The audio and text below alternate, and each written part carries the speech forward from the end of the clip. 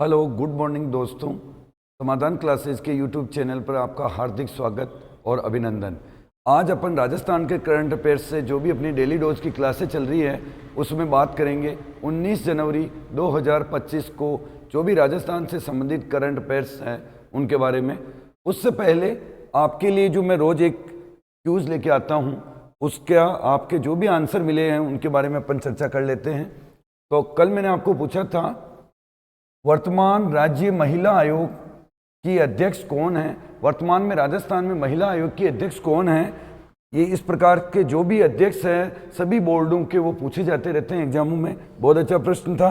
A option था Suman Yadav, B option था रेहाना रियाज चिश्ती और सी ऑप्शन था अंजना मेघवाल, डी ऑप्शन था इंदिरा शर्मा। तो इस प्रश्न का राइट आंसर होगा बी, रेहाना रियाज चिश्ती, जो कि वर्तमान में राज्य महिला आयोग की अध्यक्षा है। तो चलिए अपना आज का पहला प्रश्न है, शुरुआत करते हैं।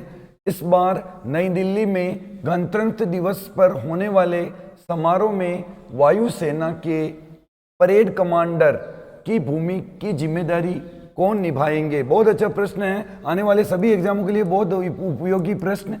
इस वर्ष किसी न किसी एग्जाम में आपको ये प्रश्न देखने को मिल जाएगा, क्योंकि राजस्थान में स्वतंत्रता दिवस और गणतंत्र दिवस पर जो भी परेडें होती है उसकी जो भी कमान होती है उसका जो नेतृत्व करता है वो एग्जामों में खूब पूछा जाता है। और अपने लिए गौरव की बात है कि ये नेतृत्वकर्ता कमांडर अपने राजस्थान के निवासी हैं, तो प्रश्न बनना ही बनना है। आइए ऑप्शन को देखते हैं। पहला ऑप्शन है महेंद्र सिंह गाराटी, दूसरा है पवन सिंह भाटी, तीसरा है हेमेंद्र चौधरी, चौथा है प्रिया जोशी। तो ये भूमिका निभाएंगे।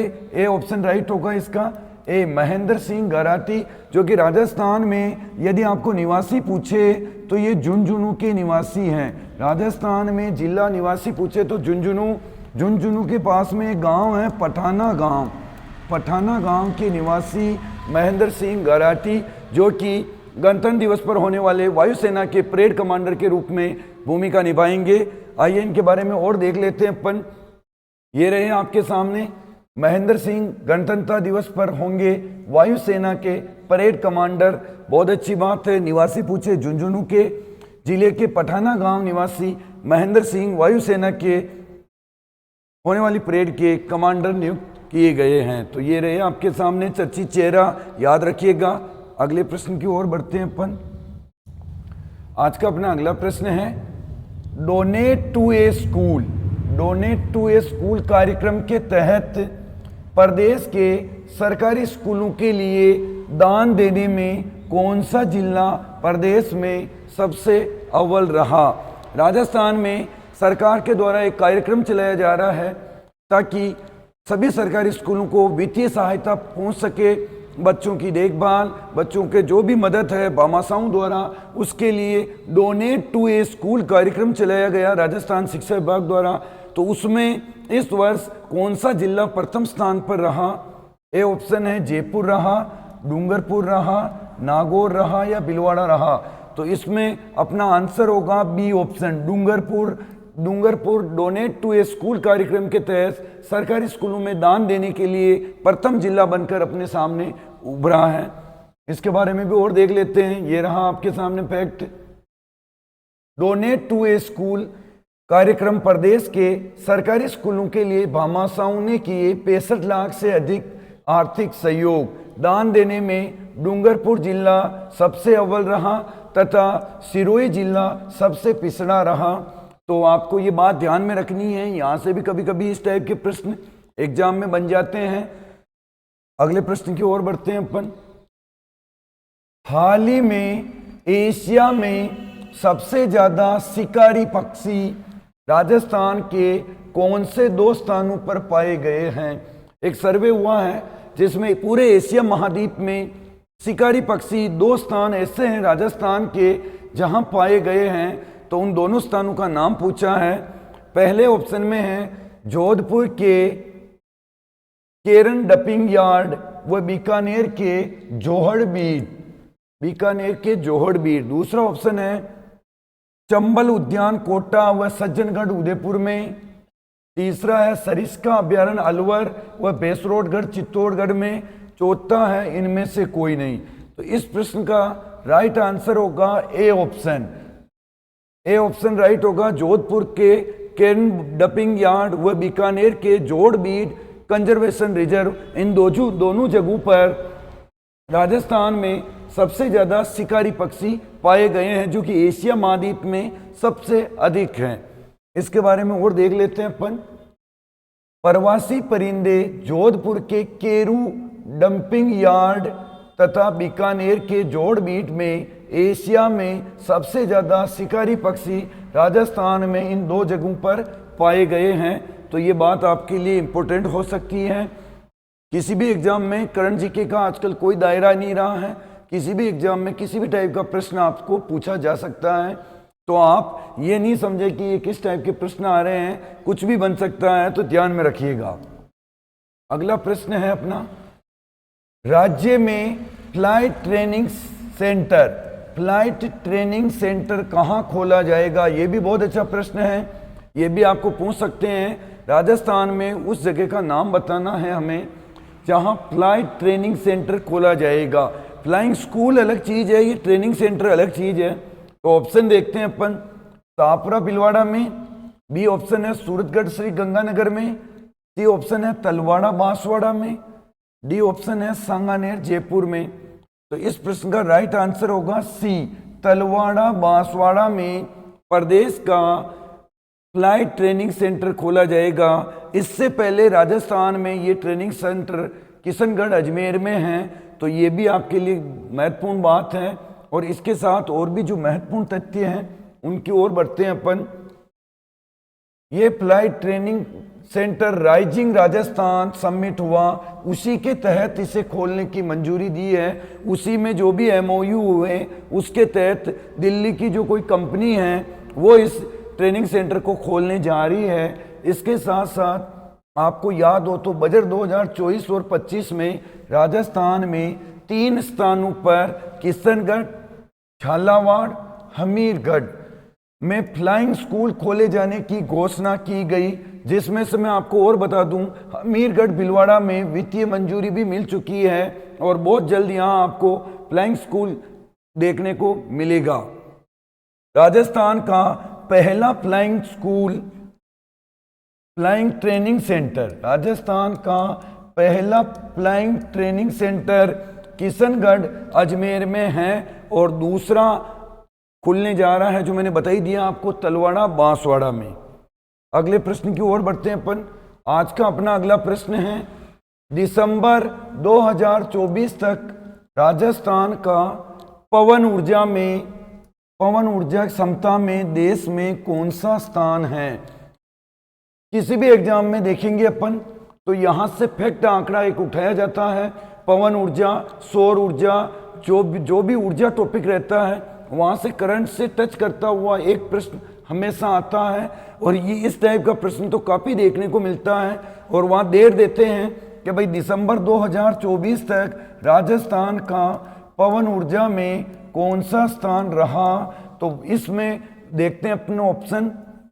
ए ऑप्शन है पहला, बी ऑप्शन है तीसरा, सी ऑप्शन है चौथा और डी ऑप्शन है पांचवा। तो दिसंबर 2024 तक राजस्थान का पवन ऊर्जा में पांचवा स्थान रहा है। पांचवा स्थान वेरी इंपॉर्टेंट, ध्यान रखना। अगले प्रश्न की ओर बढ़ते हैं अपन। राज्य में शुरू एग्रीस्टेक मिशन, राज्य में शुरू एग्रीस्टेक मिशन का मुख्य उद्देश्य क्या है?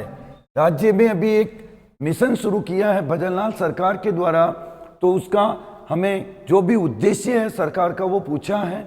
ए ऑप्शन की ओर देखते हैं अपन। कृषि क्षेत्र में डिजिटल क्रांति की शुरुआत करना, दूसरा है फसलों को बढ़ावा देना, तीसरा है किसानों का बीमा करवाना, चौथा है स्वच्छ जल को बढ़ावा देना। तो अभी भजनलाल सरकार के द्वारा कृषि को डिजिटल बनाने के लिए एग्रीस्टेक मिशन का शुभारंभ किया है। यही इसका मुख्य उद्देश्य है। आंसर ए, कृषि क्षेत्र में किसानों को जो भी बीमा संबंधी परेशानियां हैं, फसलों संबंधी परेशानियां हैं, अपनी उन्नत बीज की फसलों को जानना, सभी प्रकार का, उसके साथ साथ किसानों की जो भी गिरदावरी, ऑनलाइन बीमा, अपने खातों से आधार का लिंक करवाना, इन सभी समस्याओं का एक ही पोर्टल पर समाधान करने के लिए एक नया मिशन चलाया है भजनलाल सरकार ने, एग्री स्टेक मिशन, जिसकी पायलट प्रोजेक्ट के रूप में शुरुआत हुई है सीकर जिले से और आगे धीरे धीरे ये पूरे राजस्थान में विकसित होने जा रहा है। तो बहुत अच्छा प्रश्न है। अगले प्रश्न की ओर बढ़ते हैं अपन। प्रयागराज महाकुंभ जो कि चल रहा है, अभी काफी चर्चा में है, हर जगह यही देखने को मिलेगा। वहां कलाग्राम का उद्घाटन किया है, वो किसके द्वारा किया गया है? ए ऑप्शन है गजेंद्र सिंह शेखावत द्वारा, बी है योगी आदित्यनाथ द्वारा, सी है पीएम नरेंद्र मोदी द्वारा, डी है ओम बिरला द्वारा। तो इस प्रयागराज में जो महाकुंभ हो रहा है, इसमें दर्शक आने वाले जो भी शरणार्थी हैं उनके लिए एक कलाग्राम का उद्घाटन किया है, जहां रहने खाने और जो भी उनकी व्यवस्थाएं हैं वो सब सुविधाएं मिलेगी। तो ये उद्घाटन किया है गजेंद्र सिंह शेखावत ने। वर्तमान में कला एवं संस्कृति मंत्री है सेंट्रल गवर्नमेंट में गजेंद्र सिंह शेखावत। और ये प्रश्न हम इसलिए लेके आए कि गजेंद्र सिंह शेखावत अपने यहाँ से ही लोकसभा के सांसद है, इसलिए वहाँ का पूछते पूछते हमें इस प्रकार का प्रश्न का भी ध्यान में रखना है। तो ये आपको पूछा जा सकता है। अगले प्रश्न की ओर बढ़ते हैं अपन। आज का अपना अगला प्रश्न है, भारतीय विमानपत्तन प्राधिकरण द्वारा देश भर के 62 एयरपोर्ट्स पर करवाए गए कस्टमर सेटिस्फिकेशन सर्वे में राजस्थान के किशनगढ़ एयरपोर्ट को कौन सी रैंक दी गई है? इस प्रकार के प्रश्न भी कभी कभी एग्जामों में आपको देखने को मिलते हैं कि भाई राजस्थान का कौन सा एयरपोर्ट अपनी व्यवस्थाओं के कारण चर्चा में रहा और कौन सी रैंक उसे दी। तो 62 ऐसे एयरपोर्ट हैं जिनको कस्टमर सेटिस्फिकेशन सर्वे में किशनगढ़ का नाम काफ़ी चर्चा में रहा। तो किशनगढ़ को इस सर्वे में कौन सी रैंक दी है? तो ए ऑप्शन है 20वीं, बी ऑप्शन है 21वीं, सी है 22वीं, डी है 23वीं। तो एयरपोर्ट किशनगढ़ को 23वीं रैंक दी है। राइट आंसर होगा डी। अगले प्रश्न की ओर बढ़ते हैं अपन। उससे पहले इसके बारे में और देख लेते हैं अपन। कस्टमर सेटिस्फिकेशन सर्वे में किशनगढ़ एयरपोर्ट को 23वीं रैंक, अपने लिए बहुत अच्छी बात है और काफी चर्चा में भी रहता है ये, तो याद रखिएगा। ये रहा अगला प्रश्न जो कि आपके लिए है। आप जैसे रोज आंसर दे रहे हैं उसी प्रकार से अधिक कमेंट बॉक्स में आंसर दीजिएगा। आपके लिए आपका प्रश्न है, वर्तमान में राजस्थान राज्य के महाधिवक्ता एडवोकेट जनरल महाधिवक्ता कौन हैं? ए ऑप्शन है कलराज मिश्र, बी है गंगाराम मूलचंदानी, सी है जोगाराम पटेल, डी है राजेंद्र प्रसाद। जो भी आपके आंसर है आप अधिक से अधिक दीजिएगा। आज के लिए इतना ही, धन्यवाद।